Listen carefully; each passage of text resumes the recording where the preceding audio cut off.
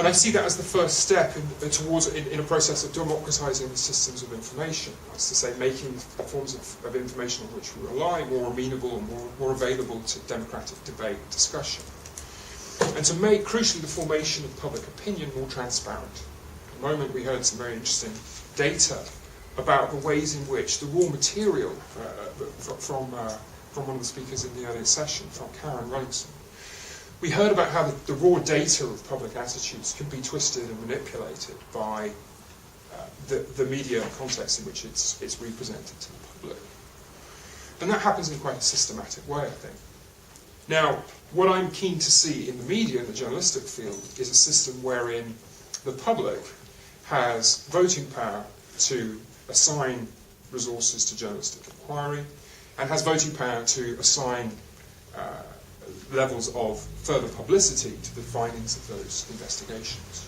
At the moment, if you want to find out about the structure of the media, from the media, you can pick from a number of fairy tales. I mean, if anyone thinks that the sort of generally available account of the political economy of the media is adequate, you know, as the Americans have told us, say, I've got a bridge I'd like to see. And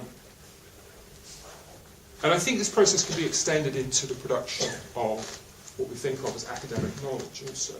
I'm not suggesting that this is to become a monopoly system, but what I'm suggesting is that some of the money that is currently dispersed to academics by unaccountable, undemocratic institutions could be assigned to holding institutions.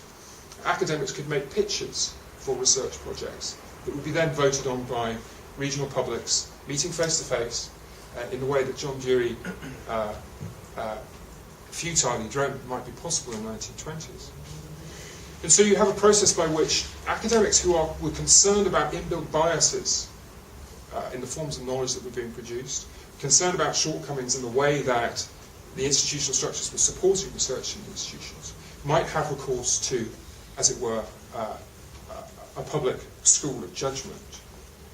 That's to say, researchers might be able to appeal to the public if they wanted to do work which they consider to be in the public interest. Kind of a Dragon's Den approach. Well, no, it's not, in that you don't have four unaccountable entrepreneurs who are marinated in neoliberal ideology. You have a body politic. You have a population organised regionally or in however way you want to do it, that would be able to say, you know what, I think we do need to know about offshore, and we need to fund offshore. There are very influential voices in conventional economics who will tell you that offshore is marginal, offshore doesn't matter. Now, I went to a panel discussion held by the Bretton Woods, the new Bretton Woods Institution, I think it's called, which is a sort of left Keynesian organisation. And when the subject of offshore came up, I've never seen a look of panic more pronounced on a British diplomat's face in my life. And he literally talked the conversation out because he was frightened of offshore. Offshore is where the action happens, and I'm going to sound like one of these paranoid readers. But there are important things that are not discussed and that are misunderstood, and they remain not discussed and misunderstood because of the structure of our systems of information. So if we want to articulate a defence of the public university, it seems to me I would argue for creating new links between the general public and the university as an institution, opening up the university in some senses to deliberation by people outside its walls, to really make good on this notion that the universities are capable of producing knowledge in the public interest. We've tried everything else. You know, we've tried market forces. We've tried public servants of Lippmann's fond imaginings, these kinds of experts, men working on the inside in conditions that are sound, he said. His love, by the way, of high status males explains a lot of his influence on that. We've tried these models for delivering the public good, and they haven't worked. And it seems to me it would be much more interesting to create a model for generating public opinion that was genuinely reflexive and that was genuinely transparent, that was open to everyone.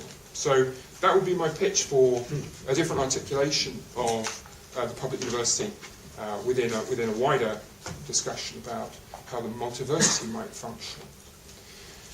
I'm not sure what else I want to say, whether I've got any more time. I've pretty much... A whole minute. I would conclude by quickly talking about Dewey. As John said, Dewey thought that the public was in eclipse because of the liberal ideology that meant that market forces rather than collective action were the best way of delivering the public good. He was also concerned about Lippmann's frankly idolatrous idea that the state could become a kind of national system of knowledge, where stereotypical thinking could be squeezed out of the minds of policymakers. Completely fantastical and unreal conception of how the public interest might be developed. But there's a third anxiety that you find in Dewey's book, which I think which deserves to be much more pronounced. He was concerned about the operation of secret publics. Right. And what we have at the moment, it seems to me, is a political system that is controlled largely by the operations of secret publics. Now, that can take a paranoid turn. You can very easily overestimate the influence and the power of these publics.